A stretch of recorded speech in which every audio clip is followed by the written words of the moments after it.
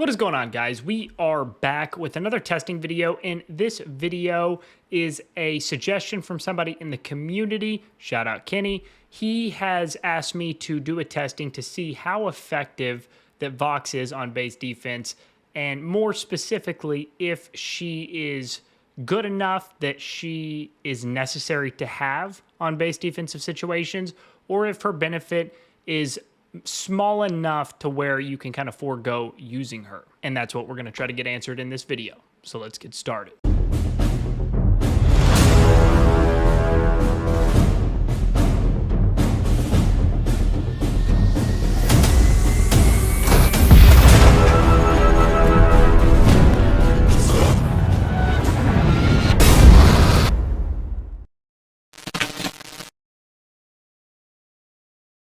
Welcome back, guys. I hope everybody is doing well.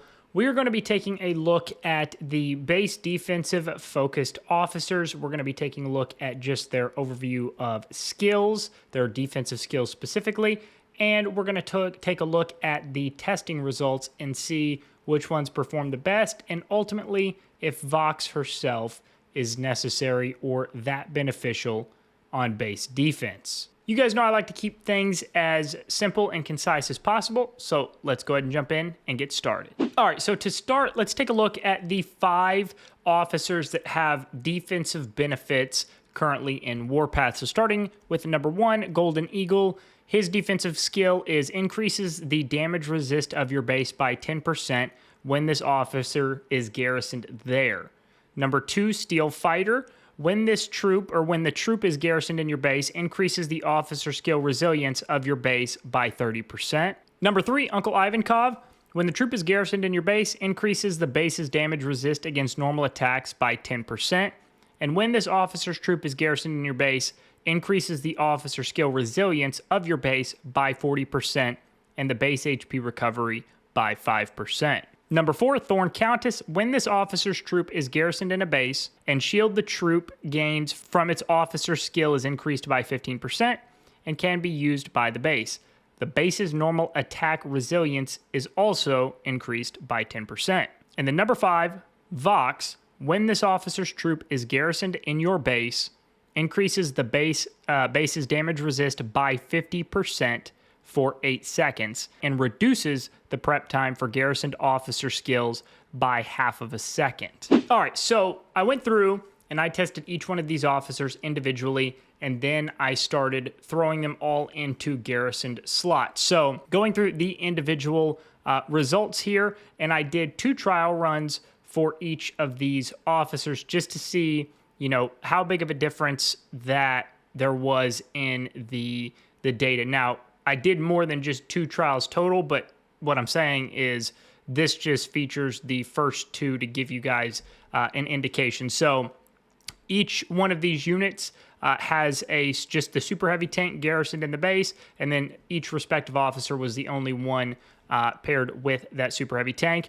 And then the attacking units were the same across the board. We had a super heavy tank and a rocket launcher with the same 2 officer combinations throughout. So we had Arbitrator with Cavalier, and then Futurist and Eye of Providence, just because those 2 are the really main 2 artillery officers that are geared really specifically for base damage. So I wanted to be able to inflict the most amount of damage to get just the closest to true picture on how these officers performed. So on Golden Eagles runs, time of attack was 29 seconds each. The first one was 77.6 million. It reduced 10% of the overall base HP, followed by attack number 2, which was 95.1 million, which reduced 12.2% of the base HP. Total damage suffered from units was 30.5 million and then 48 million. And the damage suffered from officers was 47 million for both runs. Test number 2 featured Steel Fighter. So we had a 30-second and a 29-second attack. The first attack was 64.7 million total damage suffered for 8.3% reduction in overall base HP. Attack number 2 was 57.8 million with a 7.4% reduction in base HP. Total damage suffered from units was 24.7 million and 17.8 million. And then total damage suffered from officers was 39.9 million and 39.9 million. So not nearly as big of a spread in terms of total damage suffered here with Steel Fighter. Up next was Thorn Countess. Both time of attacks was 30 seconds. The total damage suffered on attack 1 was 58.3 million with a 7.5% reduction in base HP. Attack number 2 was 79 million with a 10.1% damage reduction, or just HP reduction to the base. And then total damage suffered from units was 11.6 million and 32.3 million. And then total damage suffered from officers was 46.7 million and 46.7 million. And then down at the bottom there, 2.8 million, both on the shield. Up next is Uncle Ivankov. Attack 1 was 29 seconds. Attack 2 was 30 seconds. With a total damage suffered of 52.7 million, which is a total of 6.8% reduction in base HP for attack 1. Attack 2 was 50.5 million with a 6.5% reduction in base HP. Attack 1 for damage suffered from units was 16 million, followed by 13.8 million, and then 36.7 million on both from damage suffered from officers. So a much more comparable or close set of numbers here for Uncle Ivankov. And then last but not least is Vox. Both time of attacks were 30 seconds. The total damage suffered was 65.9 million for an 8.5% reduction in overall base HP, followed by a 57.5 million total damage suffered, which is a 7.4% reduction in overall base HP. Total damage suffered from units, 23.8 million and 15.4 million, and then 42 million on both attacks in terms of damage suffered from officers. All right, so now moving on to our kind of full lineup here of officers. I did 8 trial runs now. 4 of them were without Vox, 4 of them were with Vox. So you can see that I had a Super Heavy there, a Martyr MBT, and a Liberty MBT. I just put 1 unit from each camp in there. Same 2 attacking units. I put Ivankov and Steel Fighter together, Svelin and Thorn together, and then Golden Eagle as the standalone officer on the Liberty MBT. So on the first run here, time of attack 30 seconds. Total damage suffered was 38.8 million, which was a 5% reduction to base HP. Damage suffered from units, 16.4 million. And then base damage suffered from officers was 22.4 million, with a shield granted of 3.99 million. The second trial without Vox, time of attack 31 seconds, total damage suffered was 38.8 million for a total of 5% reduction of base HP. Damage suffered from units 16.4 million, and then damage suffered from officers 22.4 million with a shield of 3.99 million. Trial number 3, time of attack 30 seconds, total damage suffered 39.8 million with a 5.1% reduction in base HP. Damage suffered from units is 17.4 million, and then total damage suffered from officers was 22.4 million with a shield of 3.99 million. And then the last trial run here without Vox, time of attack 30 seconds, total damage suffered 52.9 million and a 6.8% reduction in base HP. Total damage suffered from units was 30.5 million. Total damage suffered from officers, 22.4 million, and a shield of 3.99 million. All right, now we have added Vox into the mix.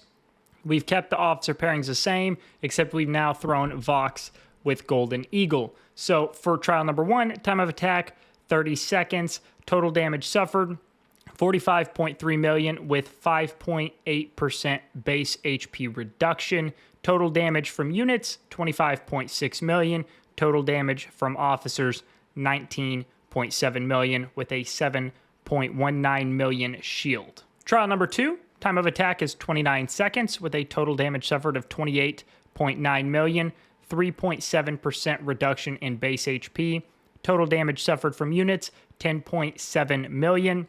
Total damage from officers, 18.2 million, and then a shield of 4.72 million. Trial number 3, Time of attack is 29 seconds. Total damage suffered is 37.3 million with a 4.8% reduction in base HP. Total damage suffered from units is 19.1 million. Total damage suffered from officers is 18.2 million with a shield of 3.99 million. And then trial number 4 with Vox. Time of attack, 30 seconds. Total damage suffered was 54.1 million, which is a 7% total reduction in base HP. Total damage suffered from units is 35.9 million. Total damage from officers, 18.2 million, and a shield of 3.99 million. All right, guys, now to the comparison report, stacking up both the without Vox and with Vox attacks to see just how significant of a difference Vox really seemed to make. So in terms of time of attack, the difference was less than a second, 0.75 seconds. The difference between total damage was less than a million, 0.7 million, which is a total of 0.145% difference in base HP reduction, so not even 1%. The difference in unit damage received is 2.65 million. The difference between officer damage received was 3.83 million, and then the difference in shield was 0.9825 million. So in the grand scheme of things, did she make that big of a difference? No, she did not. If you want every little drop of, benefit you can get out of your base in terms of base defensive capabilities, throw her on. But I believe that there are the small difference in results between having her on and having her not on your setup is small enough that if you were to replace her with an officer on a particular unit, and I'm just broadly speaking here, like if you primarily run her on like an anti-tank gun, for example, and you wanted to sacrifice that little bit of benefit you're going to get from her for an officer that's going to yield, quite a bit more in terms of kills, I think that would be a trade-off that would be well worth it, right? Like, what is the point in general of being able to survive on defense? It's to get kills. So the little bit she's going to offer you in extra base defense, if you can offset that by, getting more kills with a better officer, then you're ultimately going to be achieving the same objective regardless. Let me know what you think in the comments. Do you primarily still use Vox? Are you going to, after seeing this data, continue to run Vox? Are you going to swap Vox out for a different officer? I would love to hear what your plans and thoughts are in the comments below. If you have stuck around and made it this far into the video, if you've got access to Discord and are not already in my community Discord server, the link to that is in the description of the video below. Click on that link, it will take you right into the community server. Whether you are a new player, veteran player, it doesn't matter. Everybody is welcome. It's a great place to come to chat, to ask questions, to get to know other players in the community. And also, if you want to throw any future, testing video suggestions out at me, that's definitely the place to do it as well. As always, thanks for taking the time to watch the video today, and we'll see you on the next one.